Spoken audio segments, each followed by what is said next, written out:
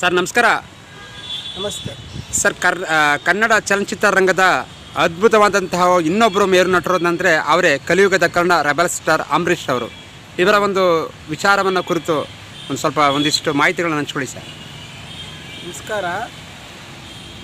ಇವತ್ತು ಕಳೆದ ಸಮಯದಲ್ಲಿ ನಾವು ಹಲವಾರು ನಮ್ಮನ್ನು ಅಗಲಿ ಹೋಗಿರತಕ್ಕಂಥ ಹಲವಾರು ನಾಯಕ ನಟರ ಬಗ್ಗೆ ನಾವು ಚರ್ಚೆ ಮಾಡಿದ್ದೀವಿ. ಇವತ್ತು ಕೂಡ ಒಬ್ಬ ಕರ್ನಾಟಕ ಕಂಡಂಥ ಒಬ್ಬ ಪ್ರಸಿದ್ಧ ನಾಯಕ ನಟ ಅಂತ ಹೇಳಿದ್ರೆ ರೆಬಲ್ ಸ್ಟಾರ್ ಅಂಬರೀಷ್ ಅವರು ನಮ್ಮ ಮೈಸೂರು ಪ್ರಾಂತ್ಯದ ಮಂಡ್ಯ ಜಿಲ್ಲೆಯಲ್ಲಿ ಹುಟ್ಟಿದವರು. ಅವರು ಪ್ರಸಿದ್ಧಿಯನ್ನು ಪಡ್ಕೊಂಡು ಕನ್ನಡ ಚಲನಚಿತ್ರಕ್ಕೆ ಹಲವಾರು ಸಾಮಾಜಿಕ ಮತ್ತು ಐತಿಹಾಸಿಕ ಚಿತ್ರಗಳನ್ನು ಕೊಟ್ಟು ಹೋಗಿದ್ದಾರೆ. ಅಂಬರೀಷ್ ರವರು ಅಂದ ತಕ್ಷಣವೇ ನಮಗೆ ಪದೇ ಪದೇ ನೆನಪಾಗುವಂಥ ಹಲವಾರು ಉತ್ತಮವಾಗಿರ್ತಕ್ಕಂಥ ಚಿತ್ರಗಳನ್ನು ಕೊಟ್ಟು ಹೋಗಿದ್ದಾರೆ. ಅಂಬರೀಷ್ ರವರು ನಾಡಿನ ನೆಲ ಜಲ ಭಾಷೆಯ ಒಂದು ಹೋರಾಟಕ್ಕಾಗಿ, ಅದರಲ್ಲೂ ಕಾವೇರಿ ಚಳವಳಿ ಅಂತಕ್ಕಂಥ ಒಂದು ಸಮಯದಲ್ಲಿ ತಮಿಳುನಾಡಿಗೂ ಕರ್ನಾಟಕಕ್ಕೂ ಜಗಳ ಬಂದಂಥ ಸಮಯದಲ್ಲಿ ಕರ್ನಾಟಕದ ಜನರ ಪರವಾಗಿ ಮುಂದೆ ನಿಂತು ಕೆಲಸ ಮಾಡಿದವರು ರೆಬಲ್ ಸ್ಟಾರ್ ಅಂಬರೀಷ್ ರವರು. ಸರ್ಕಾರದ ಜೊತೆಗೂ ಕೂಡ ಅವರು ಚರ್ಚೆ ಮಾಡುವ ಮೂಲಕ, ಅವರು ಚಲನಚಿತ್ರವೇ ಅಲ್ಲ ರಾಜಕೀಯದಲ್ಲೂ ಕೂಡ ಪ್ರವೇಶ ಮಾಡುವ ಮೂಲಕ ಲೋಕಸಭಾ ಸದಸ್ಯರಾಗೂ ಕೂಡ ಮಂಡ್ಯ ಕ್ಷೇತ್ರದಿಂದ ಆಯ್ಕೆಯಾಗಿದ್ದರು.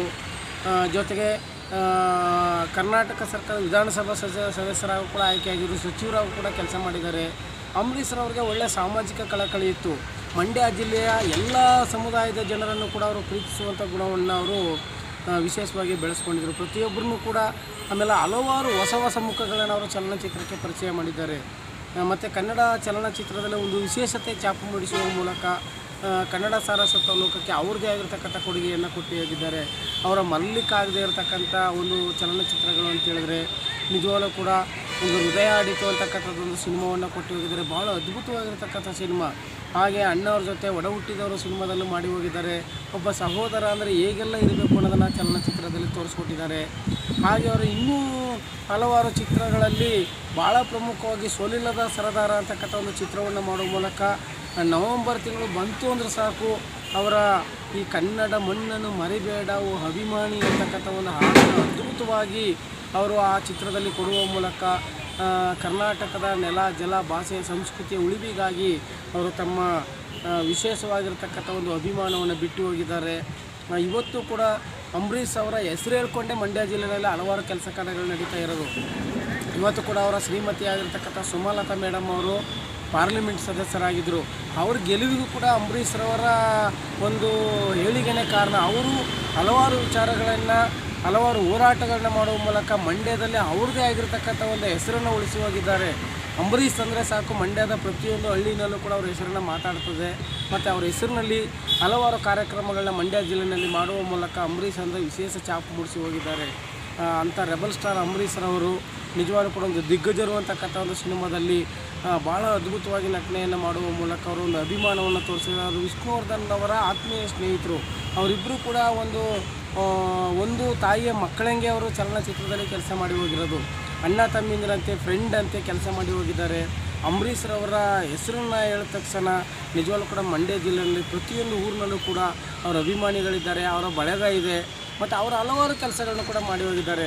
ಅವರು ಕನ್ನಡ ನೆಲ ಜಲ ಭಾಷೆ ಉಳಿವಿಗಾಗಿ ಹೋರಾಟವನ್ನು ಮಾಡುವ ಮೂಲಕ ಕಾವೇರಿ ಚಳವಳಿಯಲ್ಲಿ ಮಾತ್ರ ಜಿ ಮಾದೇಗೌಡರ ಜೊತೆಗೆ ಅವರು ಮುಂದುವರೆದು ಅವರು ಕೈ ಜೋಡಿಸಿ ತಮಿಳುನಾಡು ಮತ್ತು ಕರ್ನಾಟಕಕ್ಕೆ ಸಮಸ್ಯೆ ಬಂದಂಥ ಸಮಯದಲ್ಲಿ ಅವರು ಮುಂದೆ ನಿಂತು ಅವರು ಅದನ್ನು ಸಮಾಧಾನ ಮಾಡುವ ಮೂಲಕ ಒಂದು ನ್ಯಾಯಯುತ ತೀರ್ಪು ಬರುವವರೆಗೆ ಜನರು ಯಾರು ಕೂಡ ನೀವು ವಿಚಲಿತರಾಗಬೇಡಿ ಅಂತಕ್ಕಂಥದ್ದು ಸಮಾಧಾನ ತರುವ ಮೂಲಕ ಎರಡು ರಾಜ್ಯದಲ್ಲಿ ನಡೀತಾ ಇರತಕ್ಕಂಥ ದೊಡ್ಡ ಒಂದು ಸಂಘರ್ಷವನ್ನು ಅವರು ತಿಳಿಗೊಳಿಸುವ ಮೂಲಕ ಒಂದು ವಿಶೇಷವಾಗಿರ್ತಕ್ಕಂಥದ್ದು ಅಭಿಮಾನದ ಛಾಪು ಮೂಡಿಸಿ ಹೋಗಿದ್ದಾರೆ.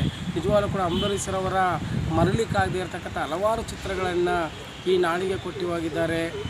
ಅವರ ಸೋಲಿಲ್ಲದ ಸರದಾರ ಚಿತ್ರ ಆಗಿರ್ಬೋದು, ಅವರು ಕೊಟ್ಟು ಹೋಗಿರ್ತಕ್ಕಂಥ ಪ್ರೊಫೆಸರ್ ಸಿನಿಮಾ ಆಗಿರ್ಬೋದು, ಅಥವಾ ಅವರು ಕೊಟ್ಟು ಹೋಗಿದ್ದ ಇಂದ್ರಜಿತ್ ಸಿನಿಮಾ. ನಿಜವಾಗ್ಲೂ ಕೂಡ ಒಬ್ಬ ಪೊಲೀಸ್ ಇನ್ಸ್ಪೆಕ್ಟರ್ ಅಂದರೆ ಹೇಗೆಲ್ಲ ಇರಬೇಕು ಅಂತಕ್ಕಂಥದ್ದನ್ನು ಇಂದ್ರಜಿತ್ ಸಿನಿಮಾದಲ್ಲಿ ತೋರಿಸಿ ಹೋಗಿದ್ದಾರೆ ಅವರು. ಹಾಗೆ ಅವರು ಮಾಡಿರ್ತಕ್ಕಂಥ ಅಂತಕ್ಕಂಥ ಒಂದು ಸಿನಿಮಾ ಭಾಳ ಅದ್ಭುತವಾಗಿರ್ತಕ್ಕಂಥ ಸಿನಿಮಾ. ಜೊತೆಗೆ ಅವರು ಕೊಟ್ಟಿರ್ತಕ್ಕಂಥ ಇನ್ನೊಂದು ಮರಲಿಕ್ಕಾಗದೇ ಇರತಕ್ಕಂಥ ಸಿನಿಮಾ ಅಂತಂದರೆ ಮಸಣದ ಹೂ ಚಿತ್ರ.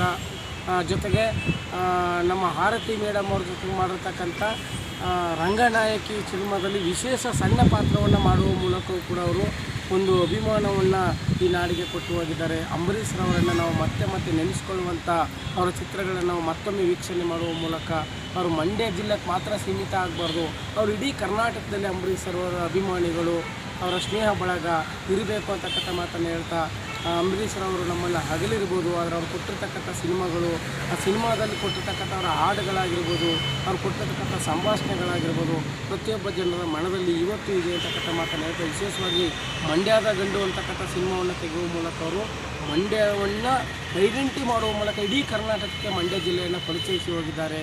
ಅವರಿಗೆ ನಾನು ವಿಶೇಷವಾಗಿ ನನ್ನ ಅಭಿನಂದನೆಗಳನ್ನ ಸಲ್ಲಿಸ್ತಾ, ಅಂಬರೀಷ್ರವರ ಒಂದು ಸವಿನೆನಪಿನ ಕಾರ್ಯಕ್ರಮಗಳನ್ನ ಹಲವಾರು ಕಾರ್ಯಕ್ರಮಗಳನ್ನ ಮಾಡುವ ಮೂಲಕ ಅವ್ರನ್ನ ಮತ್ತೆ ಮತ್ತೆ ನೆನಪಿಸಿಕೊಳ್ಳುವ ಕೆಲಸವನ್ನು ನಾವೆಲ್ಲರೂ ಮಾಡೋಣ ಅಂತಕ್ಕಂಥ ಮಾತು ಹೇಳ್ತಾ, ಹೀಗೆ ಪ್ರತಿಯೊಬ್ಬ ಕನ್ನಡಿಗರು, ಪ್ರತಿಯೊಬ್ಬ ಕನ್ನಡ ನಟರು, ನಾಟಕಕಾರರು, ಕಾದಂಬರಿಕಾರರು, ಹಾಡುಗಾರರು, ಸಂಸ್ಕೃತಿಯ ಚಿಂತಕರು ಎಲ್ಲರ ಸವಿನೆನಪಿನ ಕಾರ್ಯಕ್ರಮಗಳನ್ನ ನಾವು ಮಾಡುವ ಮೂಲಕ ಅವರ ನೆನಪುಗಳನ್ನ ನಾವು ಈ ನಾಡಿನ ಜನರಿಗೆ ಬಿತ್ತೋಣ ಅಂತಕ್ಕಂಥದ್ದು ನಮ್ಮ ಉದ್ದೇಶ. ಧನ್ಯವಾದಗಳು. ನಿಜವಾಗ್ಲೂ ಕೂಡ ಅಂಬರೀಷ್ರವರ ಬಗ್ಗೆ ಮಾತಾಡಲಿಕ್ಕೆ ತುಂಬ ಹೆಮ್ಮೆ ಅನಿಸುತ್ತೆ. ಯಾಕಂತ ಹೇಳಿದ್ರೆ ಮೈಸೂರು, ಮಂಡ್ಯ ಪ್ರಾಂತ್ಯದಲ್ಲಿ ಅವರು ತುಂಬ ವಿಶೇಷವಾಗಿರ್ತಕ್ಕಂಥ ಹೆಸರನ್ನು ಗಳಿಸಿ ಬಂದಿರೋರು. ಅವ್ರಿಗೆ ನಾನು ಅಭಿನಂದನೆ ಸಲ್ಲಿಸಿ ಅವರ ಚಿತ್ರಗಳನ್ನ ಮತ್ತೊಮ್ಮೆ ನಾವು ವೀಕ್ಷಣೆ ಮಾಡುವ ಮೂಲಕ ಅವರ ಹೆಸರನ್ನು ನಾವು ಮುಂದಿನ ತಲೆಮಾರಿಗೆ ಕೊಂಡೊಯ್ಯುವಂಥ ಕೆಲಸವನ್ನು ಮಾಡೋಣ. ತುಂಬ ಧನ್ಯವಾದಗಳು ಕಾಳಿಂಗಸ್ವಾಮಿ ಸಿದ್ಧಾರ್ಥ ಅವರೇ. ತುಂಬ ಉಪಯುಕ್ತವಾದಂತಹ ಮಾಹಿತಿಗಳನ್ನು ನೀಡಿದ್ದೀರಿ ಅಂಬರೀಷ್ ಅವ್ರ ಬಗ್ಗೆ. ಧನ್ಯವಾದಗಳು ಸರ್. ನಮಸ್ಕಾರ. Sir, thank you.